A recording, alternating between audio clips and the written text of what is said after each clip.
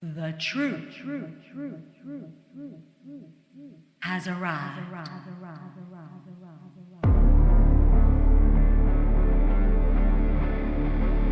My name is Jonathan Gilliam, and this is The Experts.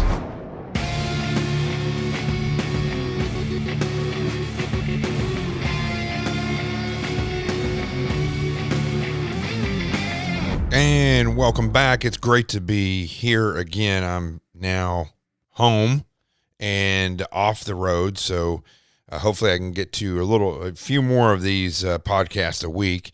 But traveling, it's just been real difficult. It wore me out the last time doing one every single night while I was traveling. So if you're wondering why there hasn't been over the past couple weeks podcast every day, it's because I've been traveling, and it just wears me out at night coming home and then trying to put one of these shows together for you when I've been traveling all day. And by traveling, I mean traveling in my RV.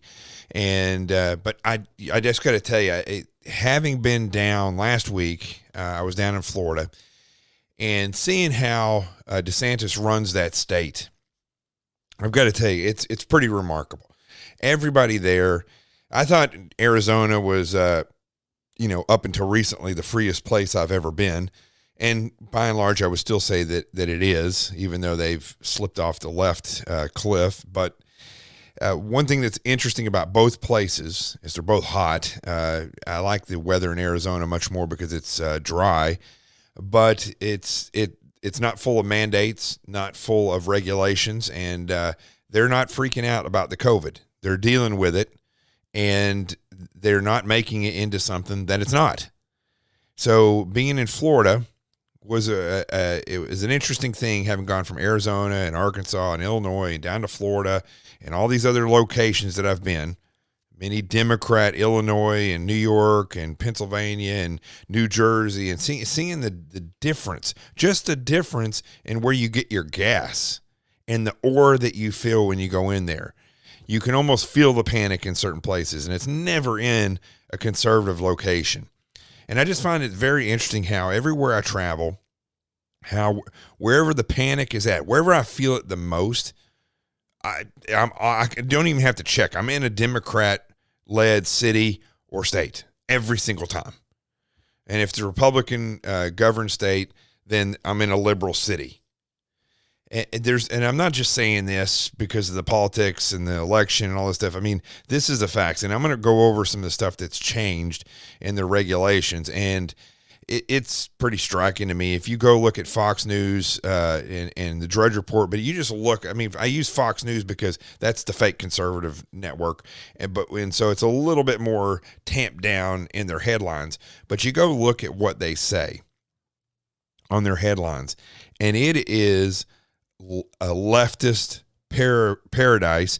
And since this election, it has just the things that are being proposed by Biden already, the people that he's putting in his cabinet, the way that the Republicans and the GOP, not everywhere, I have to say Long Island is full of, when we talk about the Republican Party, it's full of people who are patriots. I will tell you that right now. And I think they did a fantastic job of flipping Long Island, a fantastic job. We're one of the most liberal areas in the world up in and around this area, and they flipped Long Island. More on that in a little bit. But the way that the Republicans have responded to what I believe this election and how it was stolen by corruption, the Republicans are basically nowhere to be found. The way that a lot of these, the sheer fact, this is what everybody's missing, okay? The sheer fact that there was down votes for Republicans, and then when it came to the president, they voted for Biden. Two things I think happen in a lot of these cases. I think that there was fraud, and I think the mail-in ballots showed that. The mail-in ballots were mainly votes for Biden. And I don't know, who knows if people got paid. I don't know but from an investigative standpoint, when I look at this, it's very hinky how every time they find a batch of ballots, they're all Biden. right? Every single time. But yet the states have not really changed in the down votes. And by I mean down votes, it means that they're going down the entire ballot voting Republican, except for the president. Now, I think it just screams fraud. But at the same time, it also screams to me capitulation on, that's one of my new favorite words, but capitulation on the side of the GOP. Because you're not hearing from governors and mayors and congressmen and senators. By and large, you're not hearing the GOP freak out. Why is that? Well, because they play the game. Why do you think Joe Biden made it to the top? Because he plays that game of compromise with on the aisle, back and forth. He's done that his whole career. He's really never done anything except facilitate what the other side or what the left wanted, or somehow facilitating what his buddies on the right wanted. Yeah, he's got buddies on the right. I'm not talking about conservative. I'm talking about the Republican Party. Remember, the GOP nationally is not the conservative party. It's the political party that uses conservatism to get elected. Remember that. So with all this stuff being said, what I wanted to start off with saying, and I completely skipped over it, is that I was down in Florida at Fort Pierce, Florida, at the National UDT Navy SEAL Museum, or UDT SEAL Museum. And what an honor. I touched on this just a little bit last week when I was talking with Dave Ferrello. I think I'm saying Dave's name, but I can always get it wrong. But those are great, three great podcasts, and the viewers and the downloads for those three podcasts were amazing. We've got great numbers. But I didn't really get into what an honor it was for me to go down and be a part of the UDT SEAL muster that they have, and the muster is the gathering of different SEALs and civilians. And there were several thousand people there. They didn't have the big helo support that they normally had. They didn't really even have naval special warfare support like they have in the past. These were former SEALs that were doing all the demonstration, and working dogs that belonged to the museum. No naval special warfare interaction really whatsoever.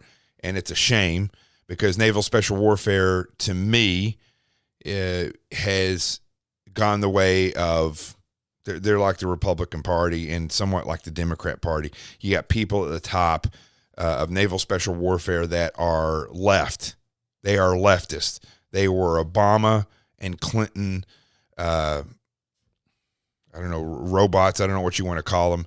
I remember guys calling me while Obama was in office and telling me, man, Joe Biden is at WARCOM again, or Joe Biden is at JSOC again. Joe Biden was always poking around. So I can guarantee you there's going to be an increase, as there always is in the Democrat or the establishment presidents, okay?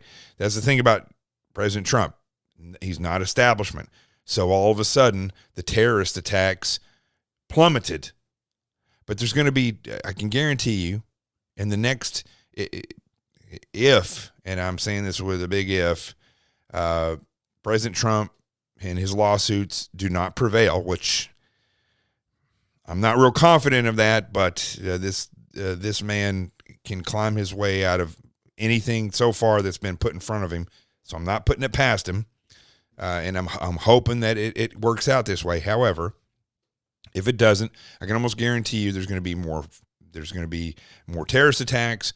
We're going to be in more wars, and there's going to be more stuff going on, because there's no way Joe Biden is not going to pass up on that opportunity to make big money and to gain big power. He's a narcissist. And that's why he doesn't care.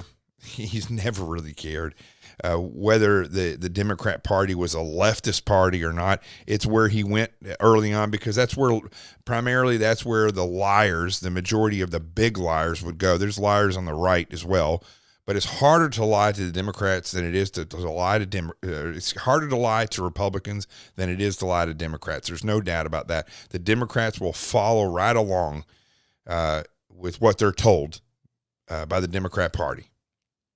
And Joe Biden fits perfectly in there. So with all that political stuff to the side, and saying that about naval special warfare, the command of naval special warfare, nowhere to be. They are just pawns now for the left. And what I saw at the Navy SEAL Museum muster, the men I got to interact with, being on stage with some amazing frogmen, Rick Kaiser, who was departing as the who's in charge, I guess you could say, of the Navy SEAL Museum, and Grant Mann coming in after 30 years, over 30 years, being in Naval Special Warfare, is now taken over. Also on the stage, Tommy Norris, Medal of Honor recipient, and Mike Thornton, who rescued him when he was a Medal of Honor recipient. It's the only time in history that I know of that's actually happened. And Mike Thornton got the Medal of Honor for rescuing Tommy Norris, a Medal of Honor recipient. Being on stage with all those individuals, just amazing. I mean, it was humbling experience for me. I mean, who am I to be up amongst these men? So I can't thank the museum enough for letting me be a part of that. We got to do a skeet shoot on Saturday in a tropical storm. I've never done that before. That was pretty amazing.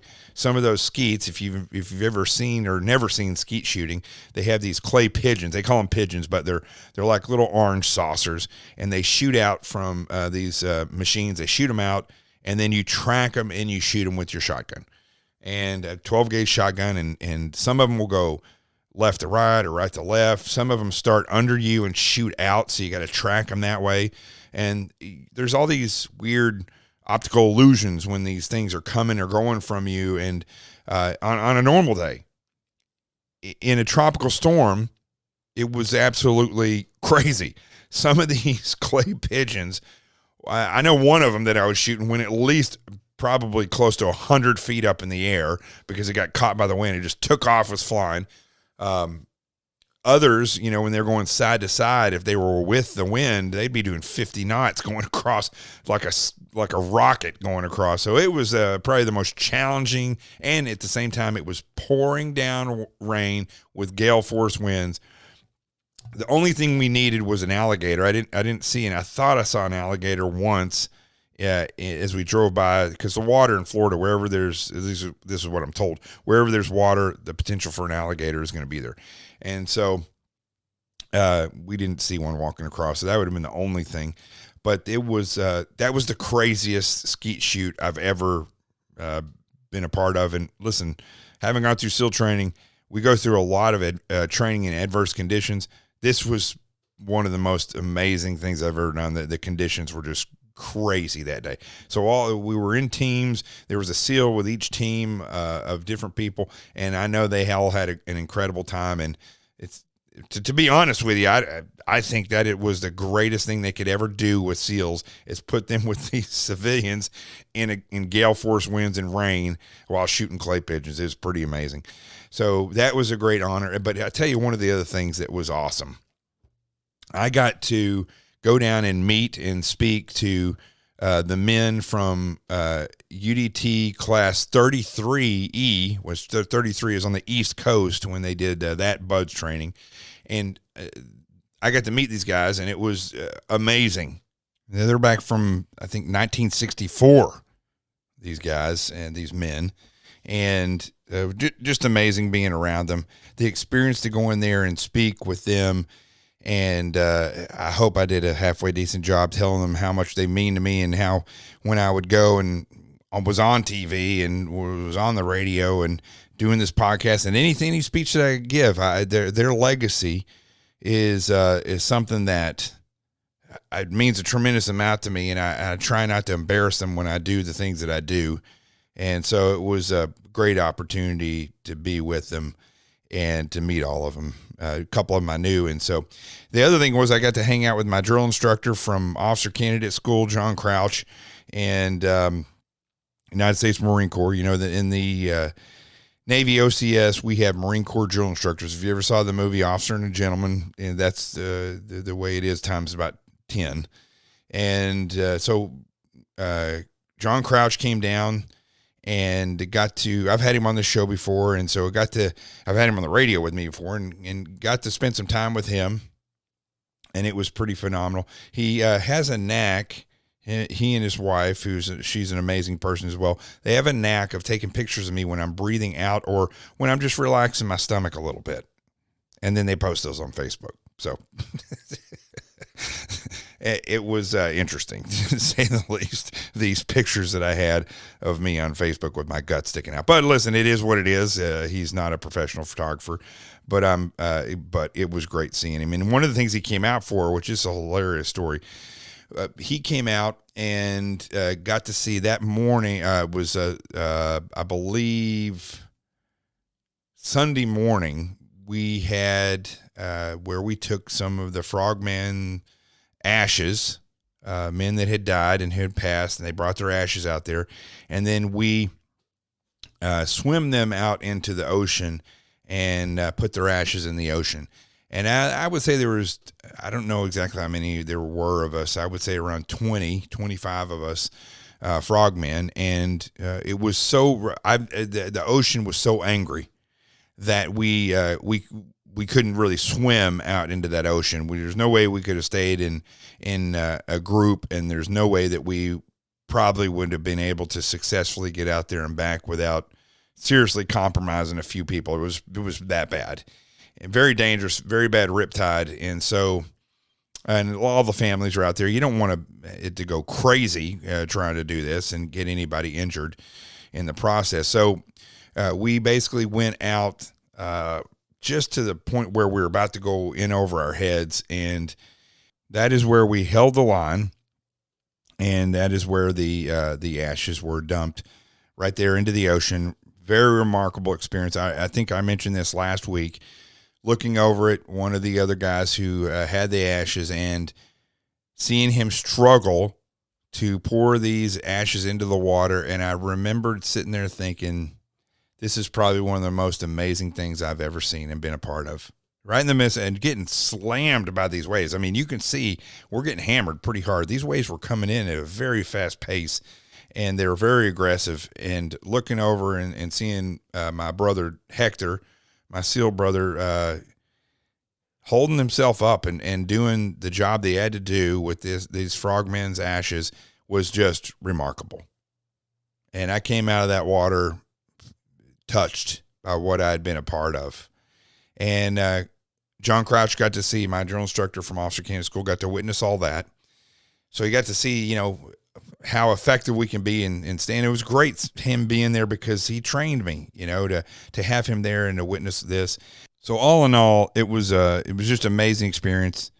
I got to tell the men and the women that run the Navy SEAL Museum and put this event on every year, my hat's off to them for what they do and what they've done with that museum. If you want to know what the SEALs are all about, go see this museum. It is no joke. And when you go there, it's not like a regular museum where you're just kind of, you're going to walk through and you're going to be like, that was interesting. You're going to actually look at this. You're going to see the evolution, feel the evolution of the SEAL teams and what they've actually been through. And you'll walk out of there with a great appreciation of what we actually go through in the training and the different missions that we have and hands-on with. You'll see some of the equipment that we use. They even have a Black Hawk helicopter inside the building, and many other different things. The SEAL delivery vehicle, which is like a wet submarine, they have one of those hanging up outside. They got the Mark V ship. It's like a ship. It's a boat, but it's huge. And they had that. That's actually what our stage was when we gave the presentation. So it was a great, great opportunity to be there, and very humbling, very, very humbling to be a man among men. So I can't thank them enough. And the dogs that were there, if you go on my social media, you'll get to see that I got to be around these dogs. I got to actually do some drills with them, and they're just amazing. And the handlers are amazing, and I could use the word amazing 1,000 times talking about this. Just an incredible experience getting to see these working dogs up close. And listen, they're no joke. They're no joke. They're not. Some of these dogs are not pets that you would take home, and some of them are. And then some of the dogs that are actually very ferocious working dogs, when it comes to their handlers and their families, they're pretty good with the families, and they don't have to be trained to that level. But these were working dogs, and let's just say when they work, it is terrifying when you're up close. So it was great experience. Phil and the rest of the guys that run those dogs, just amazing individuals. Again, I'm using that word amazing. I don't know of any other word to describe it. So once more, I want to thank everybody down there for all that they've done. And if you get a chance to go down there, do it. You're going to enjoy the experience, and you will come out of there like I was, just kind of in awe. Even though I was in the SEAL teams, even though I've gone through the training, still in awe. And they have the best swag in the business, shirts and all kinds of stuff. Now let's transition over to some of the things that have occurred since I have actually done a podcast by myself. Last week I was with Dave Ferrillo, and I wasn't really giving commentary on my own. Today, I think it's important to come on here and talk about what I mentioned earlier, which is how quickly things are going to change when Joe Biden takes office. And my predictions is it won't be Joe Biden himself. It's going to be the people that are around Joe Biden that he allows to do the things that they're going to do. Remember, you're talking about a guy here who was on stage before any of the votes were completely tabulated, and all these other states were still figuring it out and working out how they were going to commit fraud, because they already knew how they're going to commit fraud, but they were manufacturing the ballots that hadn't been found yet.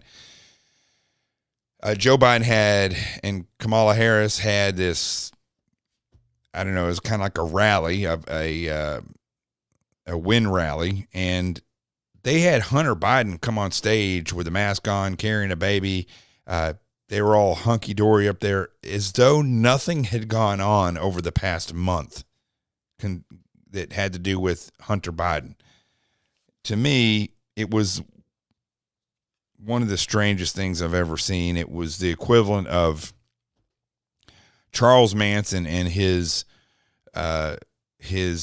followers up on stage celebrating, because they won, something at the state fair. That's what it seemed like. It was just weird.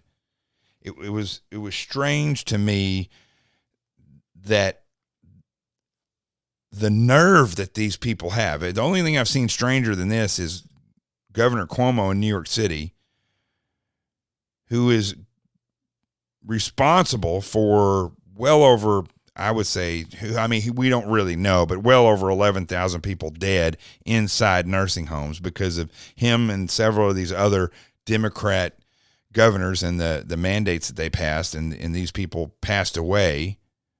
The out-of-control crime rates that are going on in this state, the ridiculous mandates that do nothing to solve anything, and he writes a book, although he probably didn't write it himself as a ghostwriter, but he comes out with a book about how great he is and how great of a job he's done with COVID. I mean, listen, on a Hitler scale of evil, it's pretty damn close. People who do these things. On a scale of mafia, Joe Biden fits right up there with the queen of the mafia, Hillary Clinton. Except he's, whatever he does, it's not done as abrasive as Hillary Clinton. Not even abrasive as Cuomo. Joe Biden thrives on people liking him. And I think if I'm seeing this, if I'm knowing this correctly, this is what's going to occur. Things are going to change drastically. When you look at the headlines, like I said earlier, you already see people, one of the biggest activists for reparations, if not the biggest activist for reparations, Joe Biden is talking about putting her in charge of the Treasury Department and the transition for the Treasury Department. That's horrific. There's all kinds of people that he's putting in there that are extreme far leftists, and then he says one thing, and then the left pressures him, and then he does another. Because he's there for Joe Biden and for the praise. He's not there for the American people. Don't be fooled by that. Again, I started off this show, and I've been on Twitter criticizing the Republican Party. I don't like political parties. I think what happened in New York is a fluke when it comes to the Republican Party, how they flipped this entire island and the effort that they gave it. I've only seen that in two other places. Illinois, believe it or not, in Will County, dedicated people, love this country, love Will County. They didn't win. They got incredible votes, I'll tell you that, though, compared to AOC up here where nobody votes for AOC, but she's a thorn in the country's back and gets elected with virtually little to no votes because people are lazy in New York City and they don't go out in an area like that. It's, it's inner city, most of those places. They don't go out and vote. Will County did a great job. In Arizona, the Trump Victory group did an amazing job of knocking on doors. They knocked on a lot of doors out there. And then on Long Island. But everywhere else, the GOP, nowhere to be found. Nowhere to be found. They do what they got to do to try to get some of these people elected, but overall, it is just a party that uses conservatism to get people elected. That's it. They don't do what the Democrats do. They're not coordinated. They don't put on courses so people know exactly what's happening. They don't bus people to either a rally or an election. Democrats do all that stuff. You don't see that on the Republican Party. Non-existent. So, yes, I do give the Republican Party a tremendous amount of grief. But when we look at the Democrat Party, and it's no surprise who they are and what they do and how they're going to use Joe Biden. But what you're going to see over the next couple of weeks is you're going to see on the part of Joe Biden a lot of nothing. But what's going to be kind of shocking is the amount of people that come out of the woodwork in support of Joe Biden and the left, and how happy a lot of these people get, and how the media is all of a sudden going to be talking about how everything it's really great. You're going to see a change. I don't know. They've been saying it's going to injure CNN or it's going to injure MSNBC or these other leftists. I don't think it's going to injure them. I don't think it's going to injure them at all. They're just going to shift from doom and gloom to the President Biden is facing this, and then a week later, President Biden achieved that victory, and they're gonna become fake cheerleaders of fake success, just like they do with Cuomo in New York. It's going to be basically the same thing. And while the country goes downhill, the media is going to try to make it sound like everything's great and everything is improving, or it's terrible, but Joe Biden's got it under control. That's just like in New York. The entire world is crumbling in New York City, according to the media and according to the politicians, but Cuomo is working hard. And you talk to every other person out there that they hate Cuomo. They think he's doing a terrible job. Many Democrats and liberals, this is the one unifying thing. They all think he's horrible. But you're not going to see it on the news. You see, things are crazy, and that's what you're going to see with Joe Biden. It's going to be one of the two things. He's a success, but everything is terrible. But he's a success because that's the way they work. They try to make everything sound as though it is on the brink of disaster. Now, here's the thing: while they're doing that, while the media is doing all this stuff, I predict you're going to see Republicans. And you're going to see conservatives that were pundits on TV, and they're going to make nice. It's not going to be like it was with President Trump. It's going to be turmoil in the streets, but Joe Biden's handling it. You're not going to hear the things that you've heard over the past 4 years. You're not going to see the Republicans try to impeach Joe Biden. Never happens. If any of this stuff, if that ever happens and the Republicans actually get some cojones, listen, I'll be very, very surprised, as you should be surprised.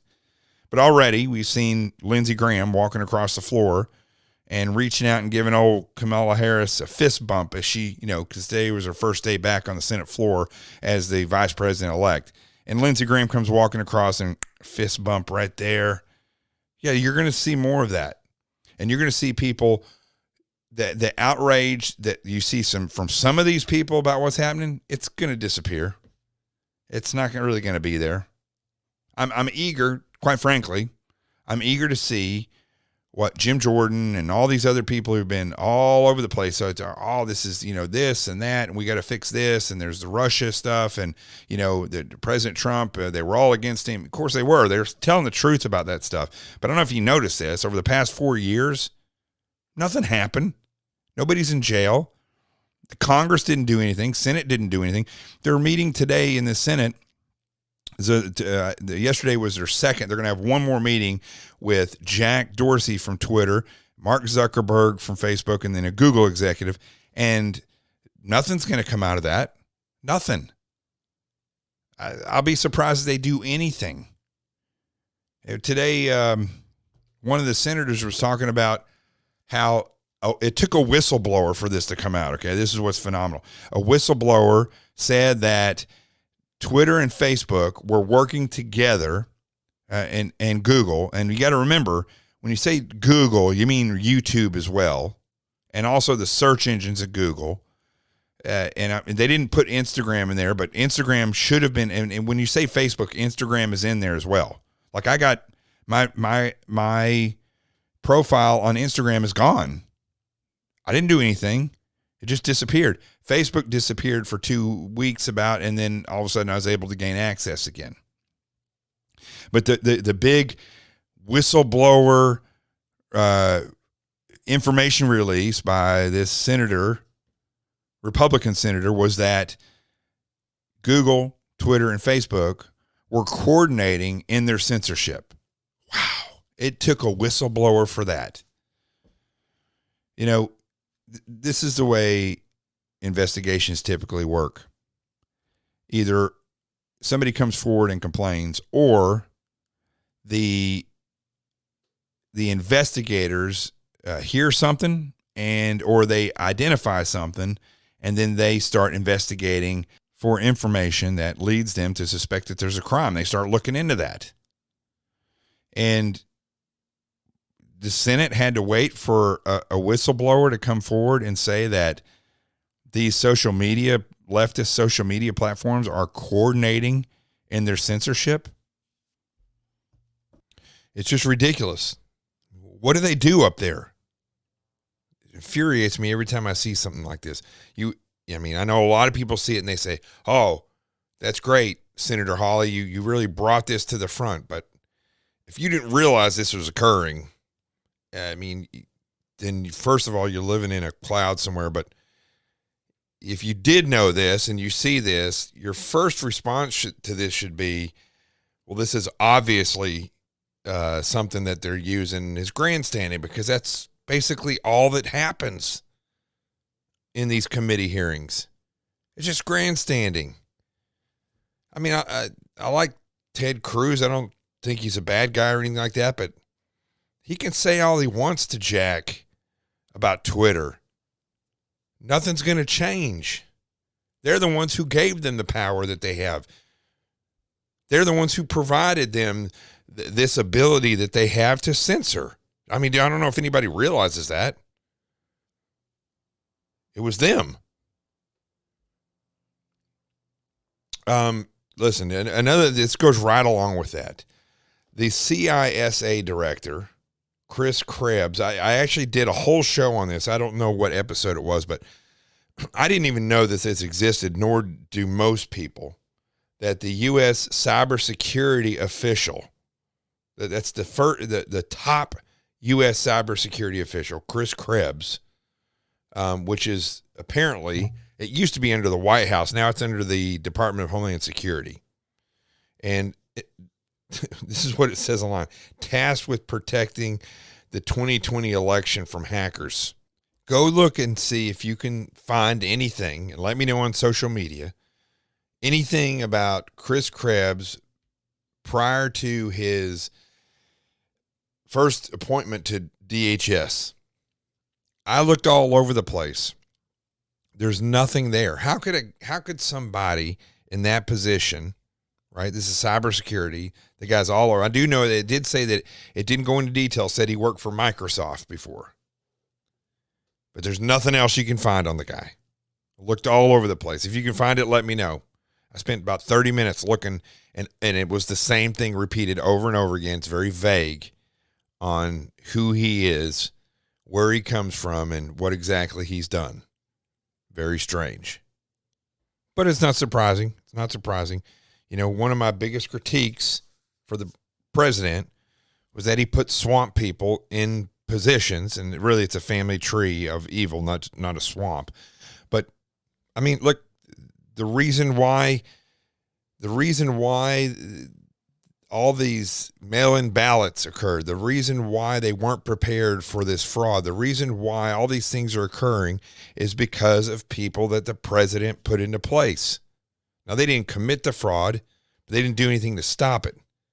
And that's a problem for a president that has so much going for him, and a president that understands the reality of who these people are. He still chose to put these people in place. And that's one of the biggest reasons why he lost this election. Fraud or not. I mean, it was fraud, but he lost because they didn't do anything to get in front of it. And they didn't do anything to get in front of it because his appointments are people that don't rock the boat, or they're anti-Trumpers. And still, he put these people in place. And this is the problem with even this president. In order to fix this, you have to go outside of D.C. in order to find people better suited for appointments in these agencies, especially that agency. It's like got Silicon Valley written all over it. Yeah. There's a couple of things that I just want to mention before I call this a show today, that I looked and brought up. Okay, that was the CISA director was fired. And they were talking about firing. The other thing is Chad Wolf wouldn't fire him. He told Chad Wolf to fire him. Chad Wolf wouldn't. Chad Wolf is another person. Go look at his resume. He's the director of Homeland Security. What has he done in his life that would ever put him in a position to run Homeland Security? That agency, time and time again, has had people that are worthless. Start out with Tom Ridge, worthless.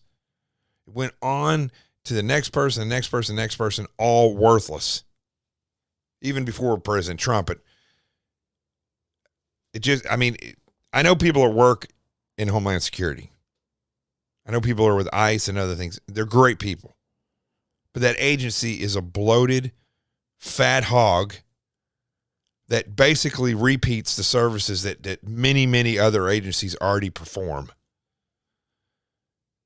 And it has been led by morons the entire time. Napolitano, what a weirdo.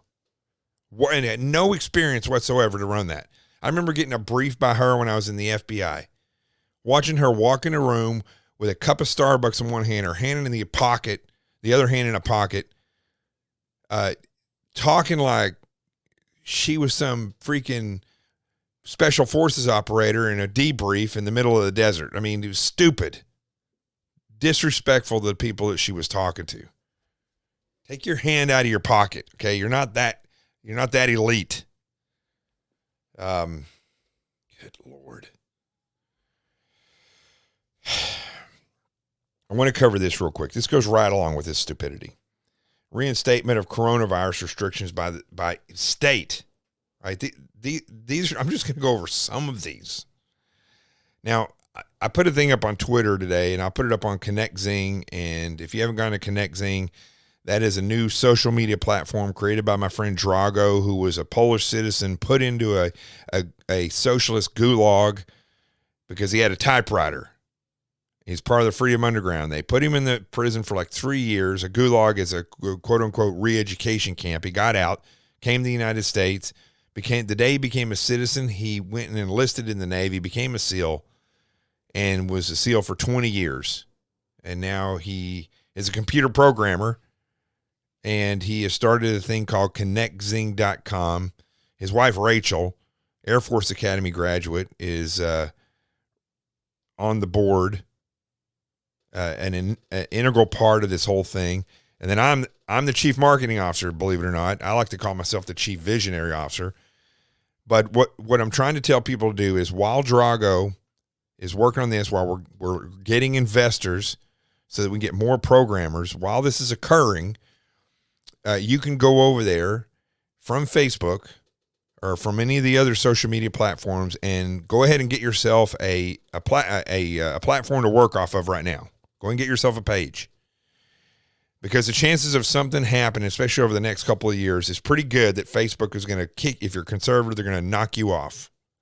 Same thing with Twitter and many of the other ones. Instagram. My profile on Instagram was taken down about 30 days ago and never to come back. I'll be surprised if it does. Facebook was taken down for 3 weeks. It finally came back. For nothing. So tell your friends, tell your family members to coordinate and go over to ConnectZing.com. You will not be censored. We're working on an app right now for it. But right now you got to sign in on the computer or on your phone, but in the browser, and sign in and create your accounts and check in. Start to use it a little bit more and wing yourself off of Facebook. Your family and friends, tell them to do the same thing. Because you don't want to happen to you what happened to me on Instagram. I wake up, all of a sudden the account's gone, 10,000 people, I have no way of contacting them. And I had made some really great contacts on Instagram. Really great contacts. So I was getting huge numbers on there. Gone. Just period gone. If that happens to you and you're on Facebook, you're going to lose all those people. Same thing with Twitter. Same thing with Instagram. You're going to lose them. So go and get that checked out. Now let's go over some of these coronavirus restrictions that the states are reimposing. Because what I put up on Twitter, that's what I was going to say earlier, is a chart where it shows the death rate below the infectious rate. And the death rate and the infection rate in March to May was skyrocketing because they were putting elderly COVID positive patients into elderly clinics, and it was killing elderly people. And it's spreading like wildfire when they left. Some of those people didn't die in the home. They left the home without being told. They ended up infecting a whole lot of other people. And this is when the virus is still strong.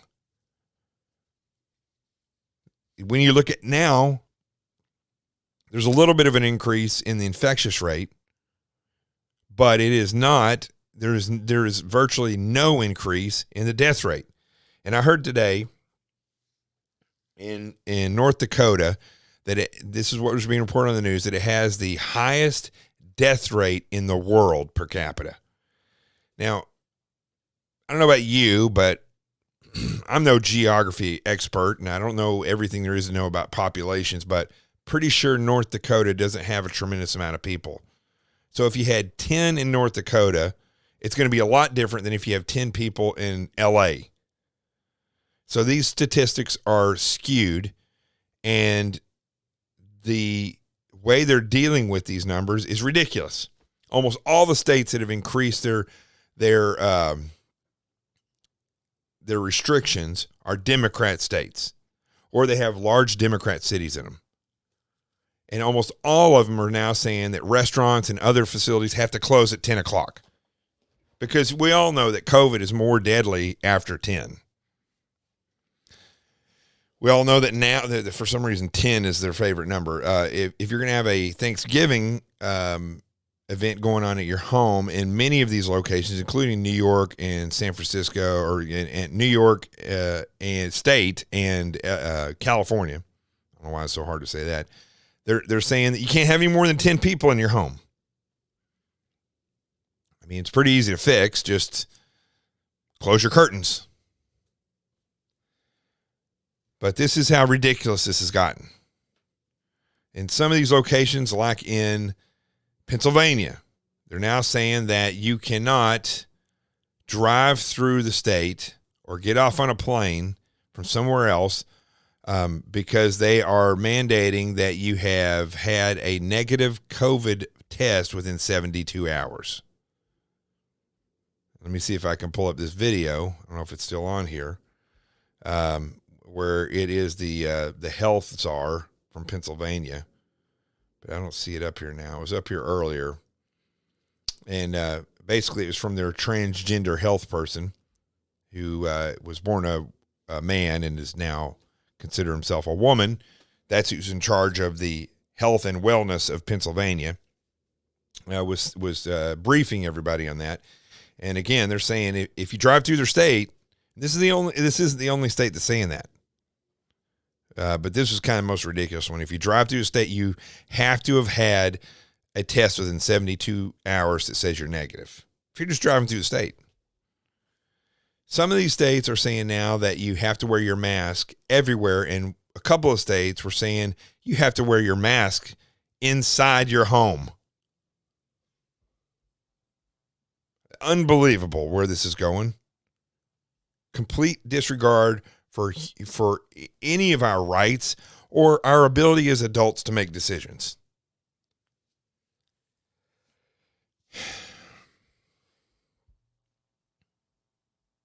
I could keep going and keep going. It gets more and more ridiculous as you go along. Now, whatever state you're in, go look it up. Try to look up what the new restrictions are. As I've been around this country, I can tell you this, as I said at the beginning of the show. These restrictions and viruses don't get stronger. They get weaker over a period of time.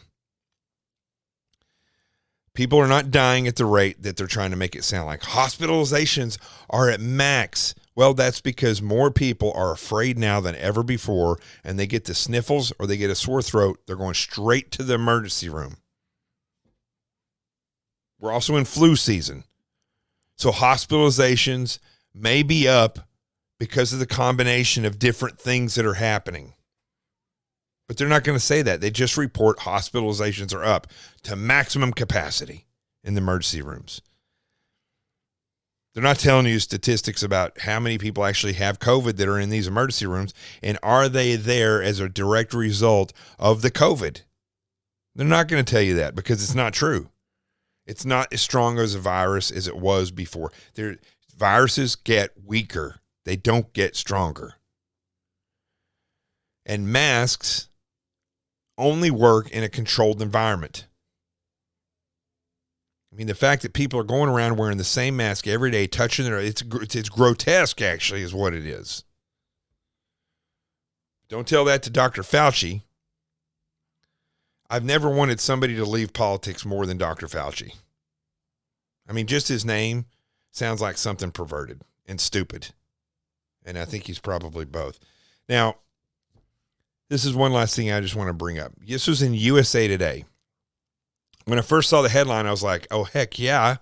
Somebody wrote an op-ed telling the truth. It says, 2020, America is still vulnerable to the dangers George Washington warned of in 1797.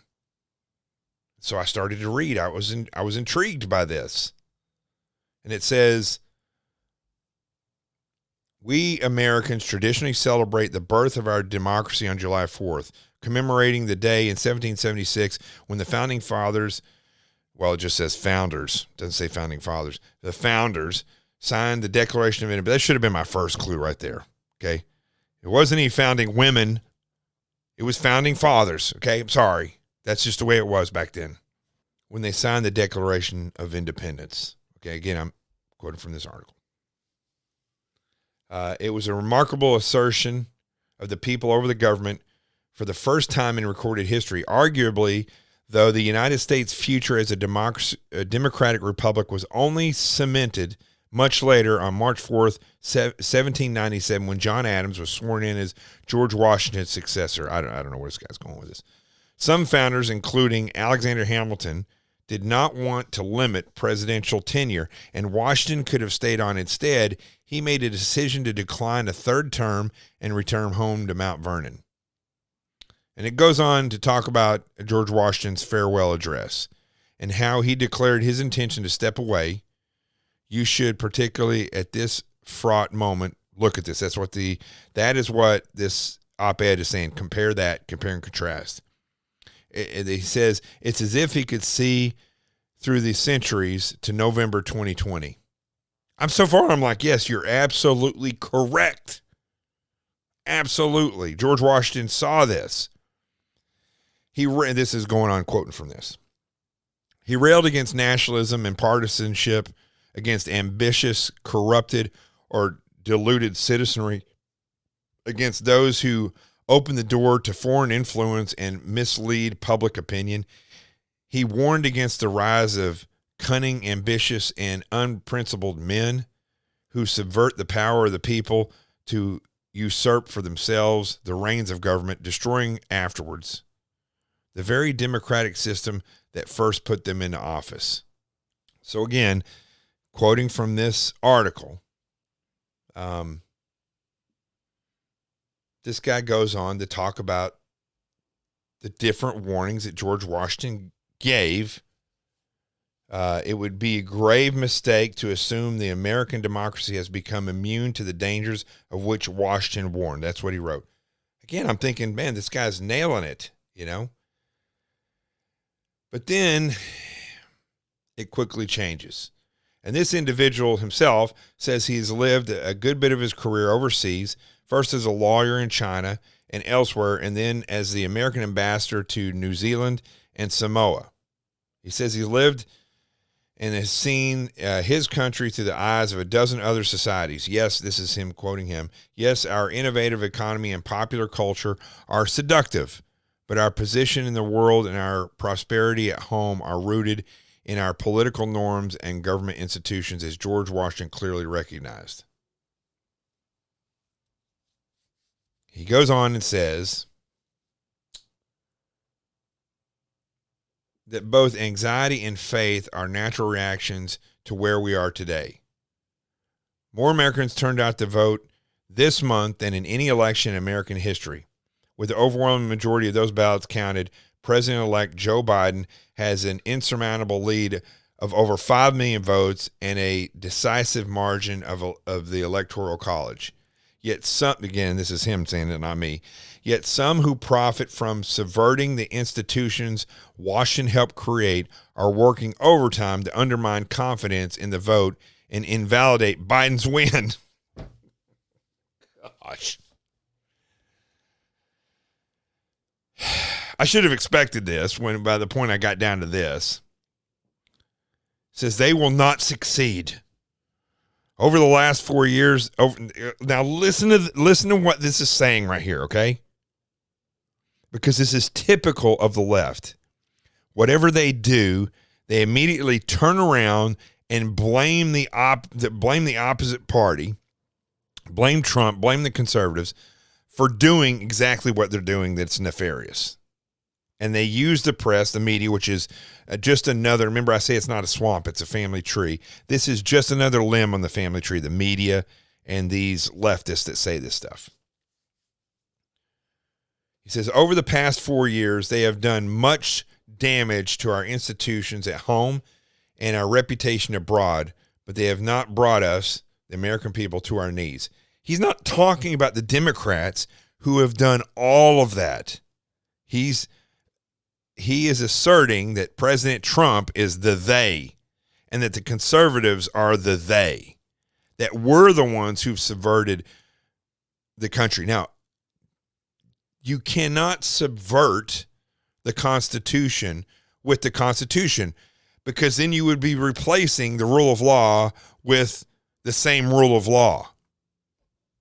So his entire thing is invalid. He said all the votes will be counted. Okay, here's the big thing about that. I learned about this past weekend. You could recount the votes until you're blue in the face. They're going to come up the same. It's the fact that the votes that came in, their envelopes were separated from the ballots, so nobody actually knows when they were postmarked. Also, I don't know if you realize this, but postmarking something isn't magic. It's not something that magically happens on the exact date when your letter goes through into the post office. There are companies and people who have postmark machines. They pay for that. They can postmark stuff. They're not supposed to do it, but they could postmark it 2 days, like they're going to send it on, they forgot to send it. They send it on the 3rd. They could postmark it for the 1st. It's not something magical that happens. So where he's talking about they're going to count all these things, and if they had to recount them, well, if they recount them, it doesn't matter. Because the leftist evil criminals did their due diligence, and they knew to get rid of those envelopes. That's why when they were told by Alito, the Supreme Court justice, that they had to stop counting at this particular time any of the ballots that came in after, I think it was 8 o'clock on the 3rd, and set those aside. Those would be counted at a later time once the arguments were done. They took all those votes out of the envelopes and they threw them in there together and they counted them. Nobody's going to take a hit for that because nobody ever gets in trouble for doing something that major for some strange reason. And they ignored what the Supreme Court justice said.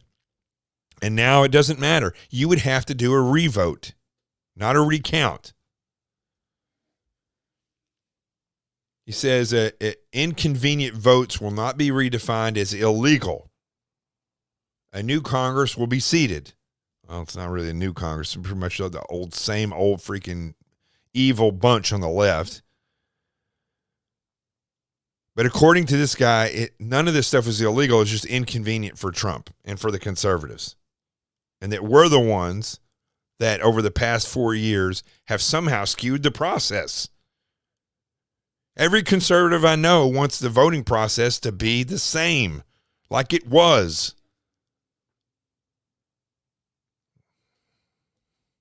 This guy, this idiot's named David Huebner, Huebner, on Twitter, @DavidHuebner. I got to reach out to him. And he was the U.S. ambassador in New Zealand from 2009 to 2014. Who was president at that point in time? Oh, yeah, it was Obama.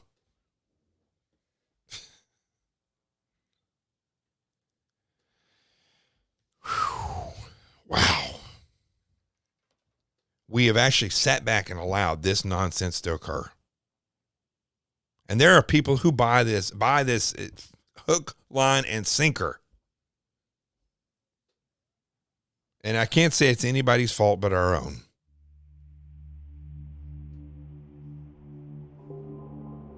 For many, many years, at least 7 years for me, since I got out of the FBI and been on radio and television, many of us have been trying to tell everybody else that socialism / communism / globalism was on the move, and it was creeping into the United States faster and faster. Many started to see it in 2016. That's why they elected President Trump in 2017. But unfortunately, people started to rally and think that the president would just be here for another 4 years, and that may not be the case. Now, we're going to have to stand together to stand against socialism. I'm Jonathan Gilliam. This is The Experts. The truth has arrived. Peace, and I'm out of here.